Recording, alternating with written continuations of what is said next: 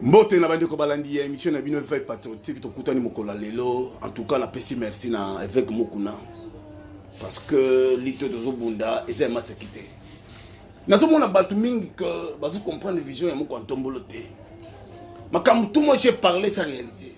Na senga mokonza mboka peine de mort parce que na Chine faut trahir mboka c'est peine de mort parce que nous avons les gars hésité. Na lo bango la émission na dénoncer que mokonza mboka batambomo bakoti balingi batie ba explosif tia basoda na nzela voleka esalami changer plaque ba changer pour comment qui salité ba plaque sous ba tu balongo la présidence ba sala biloko ba PC link et na kiti na terrain na tel non c'est pas professionnel ba beti balongwe évacuation ba changement de plaque makamona seni esili mokonzi mboka fati béton to komi na tant que na ibo bakanga Kabila parce que guerre est patron ba M23 c'est Kabila.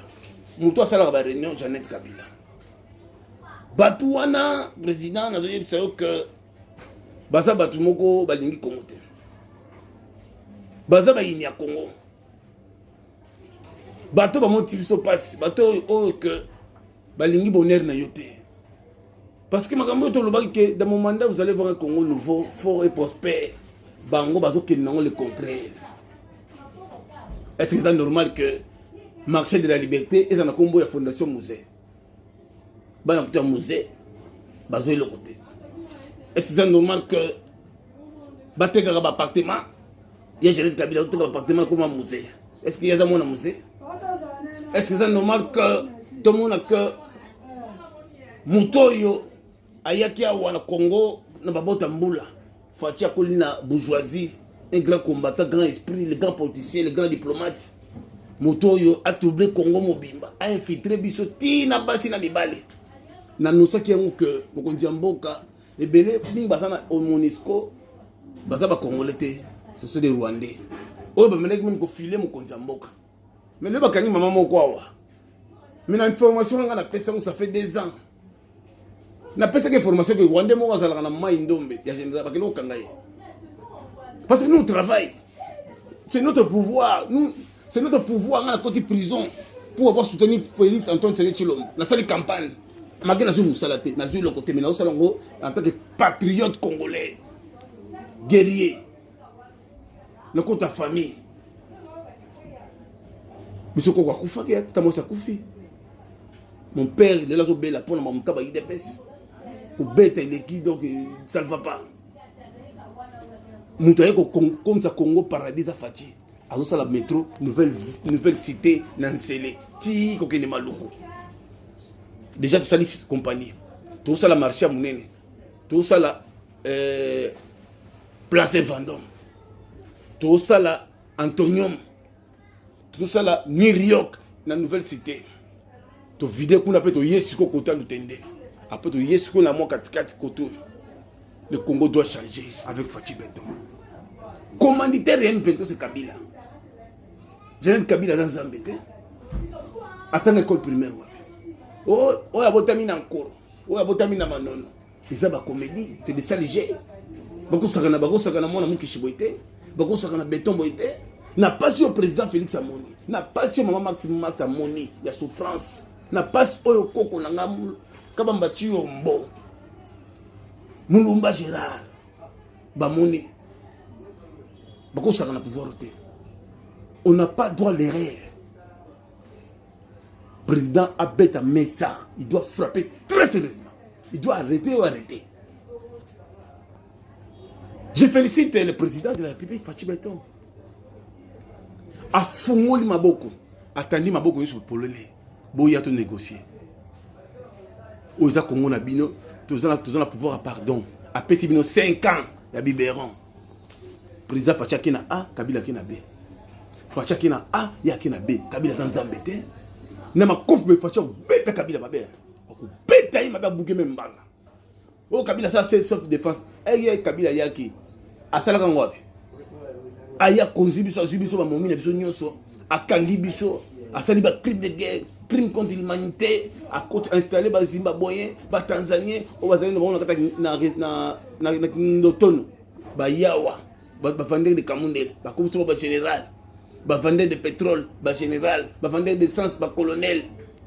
Ce que Bomi Belé au Matigrade. Pose ou Moussa, il faut Kagama signer que comme ministre. Pour comme PDG, il faut zala, yo zali PDG liboso na simana yo, moi si, ya rwandaise. Asi ya yo, tala niveau mboka. Ba Bomi katuma moi qui perd des mères. Bandi wakap tuma moi qui boko fungula plainte te. Ningi magamba bazane ezo nge banda seconde. Bandi wa shebe ya bozo boko banda ko mama moi ça shebe ya boko banda bakabote. Milambo lembi de posu musala. Milambo na mona ka jour na oya kun.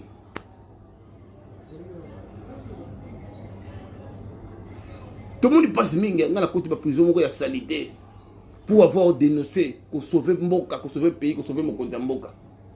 On est là on ngana lobité salami. Na iboke na immeuble Interpol, bakangi batukuna te.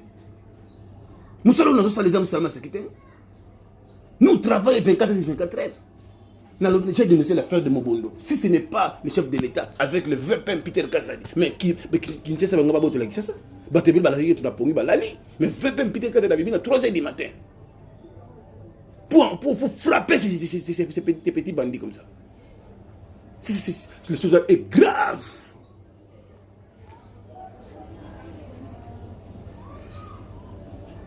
Bana Congo, vous avez la biso.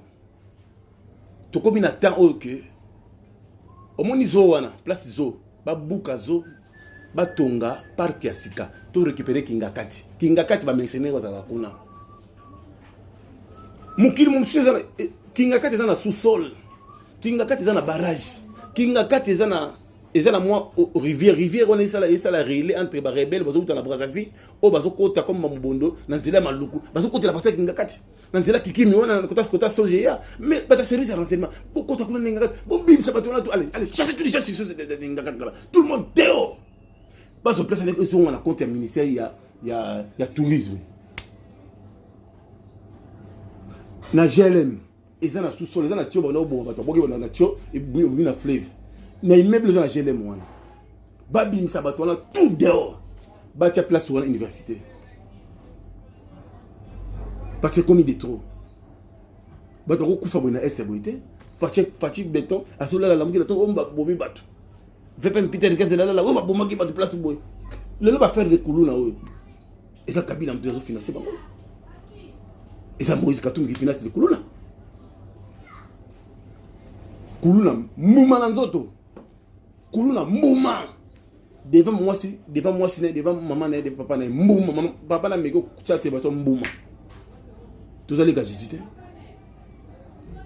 au monde na mouma il faut so mouma loboko ordre kota fatia longo biso na Egypte kota na terre promise fatia aso mon pépé maman Denise a inauguré kola mabanga ex-première dame accueilli qui s'engage pour inaugurer. Et comme système de concurrence.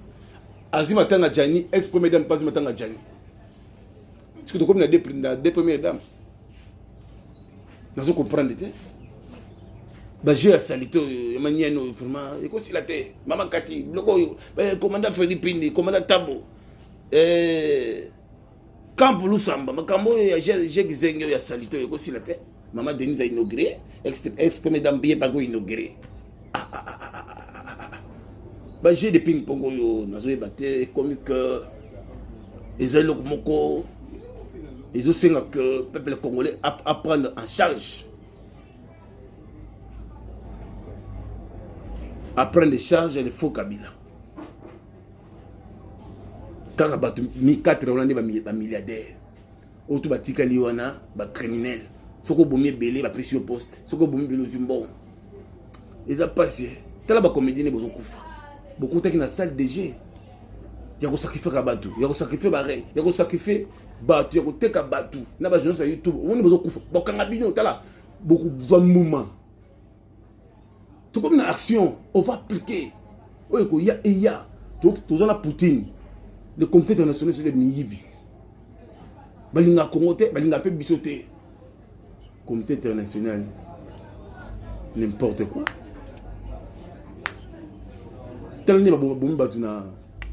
La Palestine, c'est pas bien. Ça fait mal. C'est la communauté internationale. Poutine, merci, félicitations. Nous comme président réélu pour la 5e mandat. Beta Mbouma, Tchachomba la power, dans les bons, Rifachi Beton. Tout ça, la réforme à la police avec le VPM Peter Kazadi. Il y a une ville province de Kinshasa. Tout ça, Daniel Bumba, na Edi Yeli.